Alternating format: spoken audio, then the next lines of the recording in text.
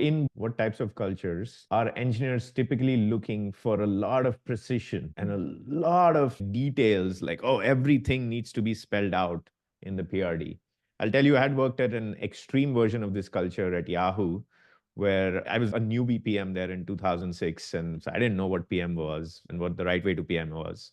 So I let my peers, including my engineering counterparts, guide me. What I found intuitively a bit odd in the part of Yahoo I was in, it was common for engineering managers to basically say that if it's not in the PRD, it's not going to get built. And I used to be an engineer before, so that's not how I operated. So I would say, even if that makes sense, there's so many detail level decisions that every engineer makes as part of building a product experience. You can't expect me as a PM to spell out every single detail, because at some point it's indistinguishable from code. Because in some ways, the code is the spec for the product. It's just a very detailed executable spec of the product. So where do we draw the line? And unabashedly, the engineers that I worked with, not all of them, but many of them said, yeah, if it's not in the PRD, it's not going to build. Don't blame us. So that's one example of precision. Another example of precision is when it comes to scheduling and estimation. When does this happen? This usually happens in PM dominated cultures. And Yahoo was PM dominated at the time already. So what happens in PM dominated cultures is the engineers and engineering managers are basically evaluated on, did you ship on time or as committed? And did you ship at approximately the quality level that is expected? That's it. They're not evaluated on factors like, is it a good product to use? Is it a good experience for customers?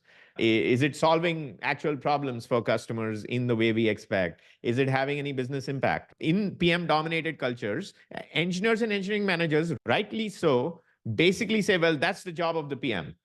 Our job is to build. And this is literally something I heard even engineering directors and VPs say. If it doesn't work in the market, don't blame us, because we built what the PMs asked us to build. First, you have to understand, most likely the reason this is happening is because it's a PM-dominated culture. So now, if you are a leader, or even if you're an individual contributor PM and you want to fix this within your organization, I can give you some tactics, but the tactics are not going to work. Or the short-term stuff is only going to work in the short term. The right long-term change to make, which I have made multiple times when I've encountered this situation where I inherited an org which is PM dominant or dominated, is to nudge it over time to PM guided. Within my team, remember, within my inner world, within that world, create an environment where it's actually PM guided. And that means more tension between PM and engineering on what to build. That means more pushback on the features that I want to build, but it's actually good. When you do that, most of this problem will disappear, because then engineers will say, of course, we understand that you can't specify all the details on day one. And we have to build the PRD incrementally. We have to build the spec incrementally. We have to build out the mocks incrementally. They'll also say, of course, we understand that this is an ambiguous initiative, so we cannot predict this well in advance and exactly the date when we're going to launch.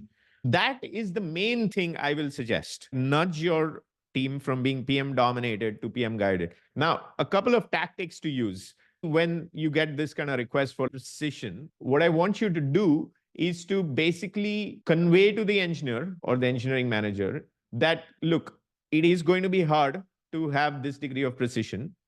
And so what I want to ask you is, what is driving this request for extremely high degree of precision? This will require the engineering manager, tech lead, or senior engineer have empathy with you. And the way to build empathy, this is actually a fabulous technique from The Hard Thing About Hard Things, the book by Ben Horowitz.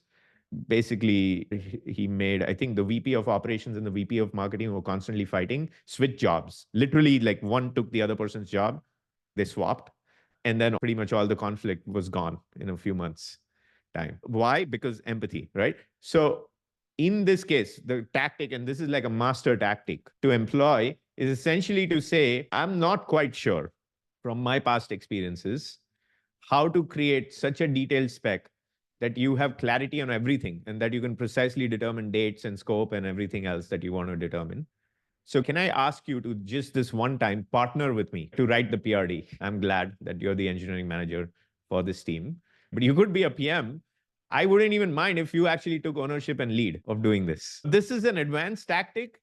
You should only do it if you have the communication skills and the credibility. You shouldn't do it on a new team where you haven't yet established credibility. But assuming you establish some credibility, you've been on the team for 6 months, and the engineering manager thinks you are competent. Try this technique. All your problems will be solved. So this is a tactic you can try right away. And it's actually along the lines of moving your team to being a PM guided culture. That is actually the solution. What I just described with this one tactic is more like a band-aid you can apply and it'll work. It'll heal the wound. But the main thing is just move your organization to PM guided culture and you won't have these problems.